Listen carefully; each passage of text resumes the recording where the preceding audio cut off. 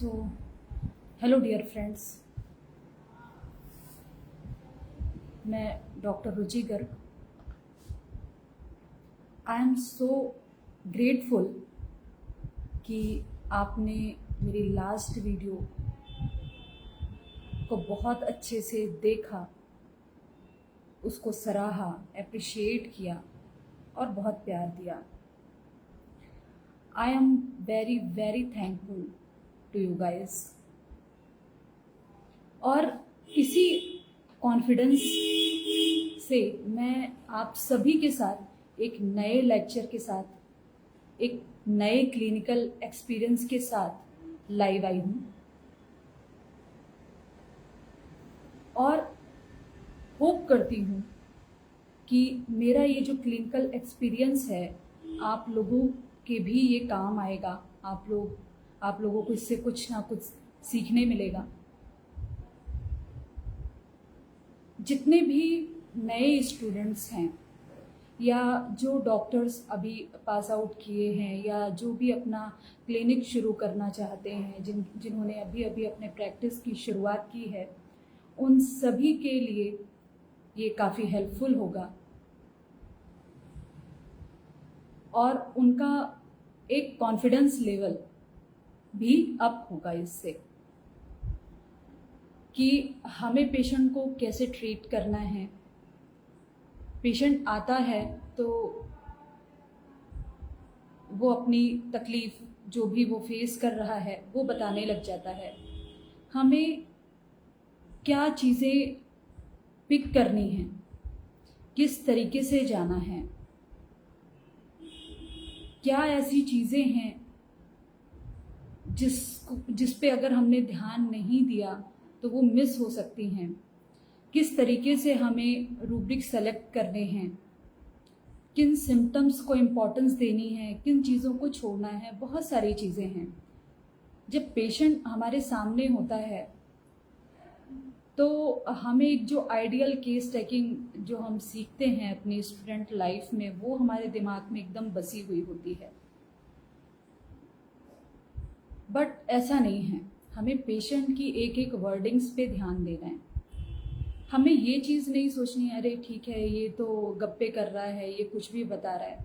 नहीं, जिस वक्त पेशेंट बोल रहा है आप उसकी हर एक चीज़ को बहुत अच्छे से सुनिए, उसकी हर एक बात को.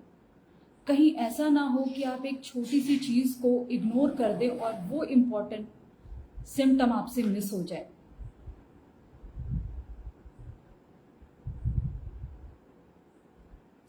इसी के साथ मैं आज का जो सेशन है वो शुरू करते हैं.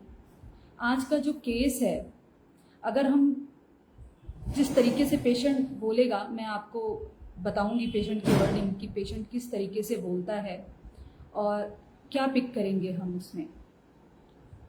क्योंकि अगर हम एक छोटी सी चीज़ भी मिस कर देंगे तो केस ठीक होने में डिले भी हो सकता है. हो सकता है कि उसे यहाँ आराम नहीं आया तो वो कहीं और भी चला जाए, या ये भी हो सकता है कि जो उसकी जो भी कंप्लेंट्स हैं, एक उसको अगर आराम नहीं आ रहा तो कोई ना कोई वो साथ के साथ ऑइंटमेंट भी शुरू कर देते हैं लगाना, जो आपसे वो बताते नहीं हैं. आज हम अपना ये केस शुरू करते हैं जो क्लिनिकल एक्सपीरियंस मैंने एक्सपीरियंस किया. ये लड़की है करीब 20 साल की और ये मेरे पास आई. इसको लेफ्ट साइड अंगूठे में वीपिंग एक्जिमा का प्रॉब्लम था. मेरे पास पिक्चर्स हैं उसके, मैं आप लोगों को दिखाती हूँ. आई होप दिख रहा होगा.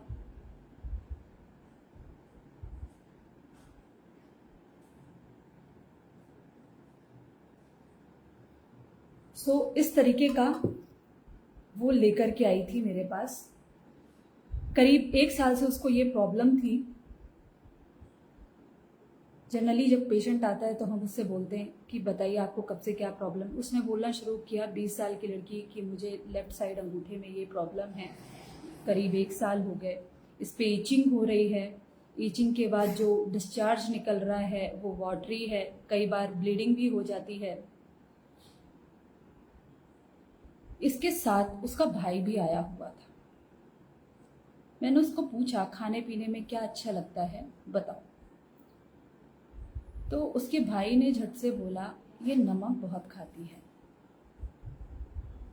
इतना नमक खाती है कि अगर खाली भी बैठी रहेगी तो हथेली पर नमक ले करके उसको ऐसा करके चाटती रहती है। ओके, फिर उसके भाई ने उसकी तरफ कुछ इशारा किया कि तुमको वो भी प्रॉब्लम है बताओ। वो संकोच कर गई, नहीं बताया। फिर मैंने उसको थोड़ा सा पुश किया, मैंने बोला बताओ क्या प्रॉब्लम है, नहीं तो फिर इस तरीके से ठीक नहीं हो पाओगी। उसने बोला कि मुझे एक लेडी दिखती है रात में मुझे एक लेडी दिखती है जो काले कपड़े पहने रहती है और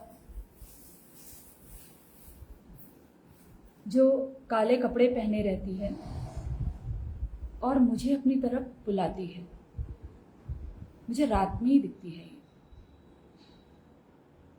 मैंने बोला और क्या करती है? नहीं, मुझे अधिकतर वो लेडी दिखती है अपने पास, मुझे बुलाती है और मुझे बहुत डर लगता है उसको देख करके।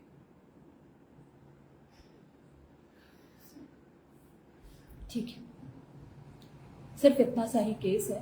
और ये बताते बताते वो रोने लग गई। तो देखिए, इस केस में हमें दो चीज़ें बहुत ज़्यादा प्रोमिनेंट मिली कि वो हथेली में नमक लेकर के चाटती रहती है खाली बैठ करके। इस तरीके से जब सिम्टम्स खुद बोल रहे होते हैं कि वो कितने प्रोमिनेंट हैं, और अगर हम यहाँ पर उनको मिस कर देंगे, क्योंकि कई बार क्या होता है, एक हम और डिटेलिंग लेने के चक्कर में कुछ ऐसी चीज़ें ढूंढते हैं, कुछ मेंटल सिम्टम्स ढूंढते हैं और हम ये छोटी छोटी चीज़ें मिस कर देते हैं। सो सीधा मैंने पिक किया क्रेविंग फॉर सॉल्ट, और इस पे जो जब बात आती है साल्ट क्रेविंग की, तो सबसे पहले हमारे माइंड में मेडिसिन आती है नेट्राम्यूर। मेरे भी माइंड में नेट्राम्यूर ही आई पहले। सो दिमाग ने तो सबसे पहले एक नेट्राम्यूर को साइड में रख लिया कि क्रेविंग फॉर साल्ट है, तो नेट्राम्यूर हमारे दिमाग में आ गई। ठीक है, सेकंड जो रूब्रिक मैंने पिक किया वो था सुपरस्टिशियस।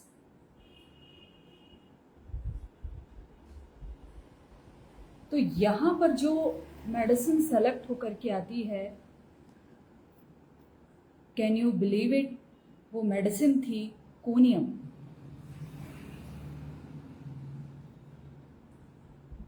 अगर यहां पर मेरा प्रिस्क्रिप्शन प्रिजोडाइज होता तो नेट्राम्यूर मैं उसको दे चुकी होती, जो कि रॉन्ग प्रिस्क्रिप्शन होता। रिपर्टरी हमें इस प्रिजोडाइज होने से हमेशा सेव करती है। सो ये दो रूब्रिक मैंने पिक किया, क्रेविंग सॉल्ट और सुपरस्टिशियस। अगर हम फाटक रिपर्टरी में देखें तो सुपरस्टिशियस में सिर्फ दो ही रेमेडी हैं, कोनियम और जिंकम मेटालिकम। मैंने यहाँ पर उसको कोनियम दिया एंड करीब 1 वीक बाद उसका कॉल आता है। पेशेंट तो दोबारा मेरे पास नहीं आई, क्योंकि जब पेशेंट को आराम मिल जाता है तो वो दोबारा क्या करने आएगा डॉक्टर के पास। वो तो मान चुका होता है कि भाई वो ठीक हो गया। सो 1 वीक बाद मेरे पास पेशेंट का कॉल आया और मैंने उसको बोला अपने पिक्चर्स भेजो। वीपिंग एक्जिमा का केस।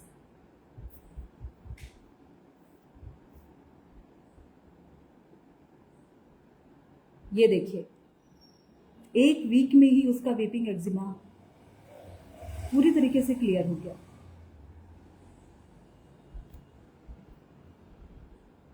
सो यहाँ पर मैंने स्किन से रिलेटेड कोई भी सिम्टम नहीं लिया, कोई भी सिम्टम नहीं लिया। और जर्नली सबसे पहले मोस्ट ऑफ जो डॉक्टर्स हैं जिन्होंने अपनी प्रैक्टिस स्टार्ट की होती है, सीधी सी बात है, बहुत सारा कन्फ्यूज़न होता है स्टार्टिंग में, मुझे भी था जब मैंने अपनी प्रैक्टिस शुरू की थी। तो स्किन से हम फटाफट रूब्रिक उठा लेते जो हमें मिल रहे होते हैं। 1 वीक में उसका ये जो वीपिंग एक्जिमा था वो क्लियर हो गया। फिर मैंने उससे दूसरी चीज़ पूछी कि वो लेडी दोबारा दिखी क्या, जो काले कपड़े पहन करके दिखती थी। उसका बोलना था नहीं, वो दोबारा नहीं दिखी।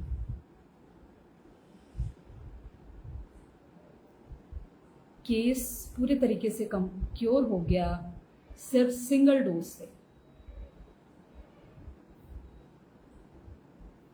सो सुपरस्टिशियस मैंने क्यों लिया? सुपरस्टिशियस का मतलब होता है अंधविश्वास।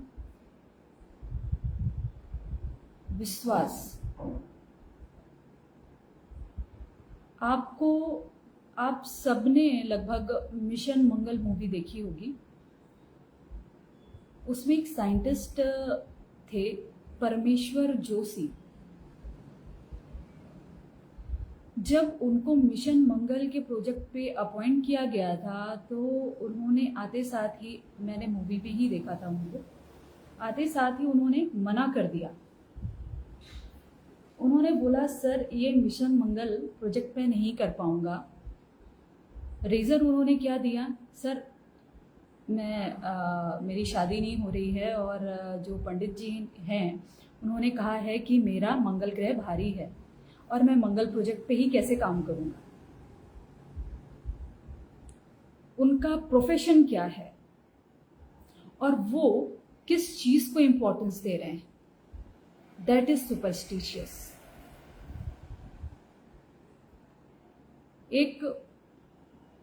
एक मूवी और है, 3 इडियट, देखी होगी आप सभी ने। और उसमें जो एक स्टूडेंट रहता है, राजू, आई थिंक, मुझे कंफर्म उसका नाम याद नहीं है, राजू, जो पढ़ाई लिखाई तो बहुत कम करता है, जो उसका मेन फोकस है वो होना चाहिए उसका स्टडी पर, उस पर कम रहता है। ठीक है, मस्ती करेगा, सारी चीजें करेगा, पढ़ने लिखने पे ध्यान कम रहता है। और फिर रिजल्ट के टाइम पे जितने तरह के भगवान होते हैं, जितने तरीके की पूजाएं होती हैं, वो सारी चीजें कर डालता है। वो भी एक सुपरस्टिशियस है। लेकिन ये हमें पिकअप करना है जब ये 100% हमें रूब्रिक पर श्योर होना होगा कि हम इस रूब्रिक को किसी भी कंडीशन पे छोड़ नहीं सकते। ऐसा नहीं है कि पेशेंट ने आपके पास आया, उसने बातों ही बातों में अपना लाइफ का कोई ऐसा एक्सपीरियंस शेयर कर लिया और आपने फटाक से सुपरस्टिशियस को सेलेक्ट कर लिया, तो मिसगाइड हो जाएगा प्रिस्क्रिप्शन आपका।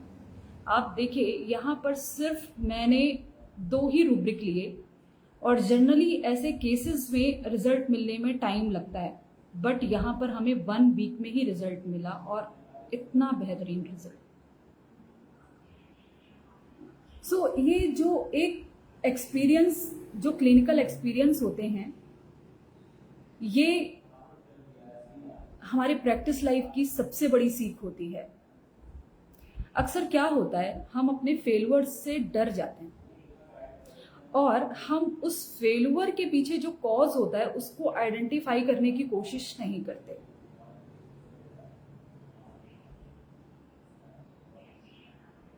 ऐसा नहीं है कि मुझे फर्स्ट डे से ही सक्सेस मिलनी शुरू हो गई थी, मेरे केसेस ठीक होना शुरू हो गए थे, पर मैंने कोशिश नहीं छोड़ी। मैंने फाइंड आउट किया कि आखिर कमी क्या है, क्या सीखना बाकी है।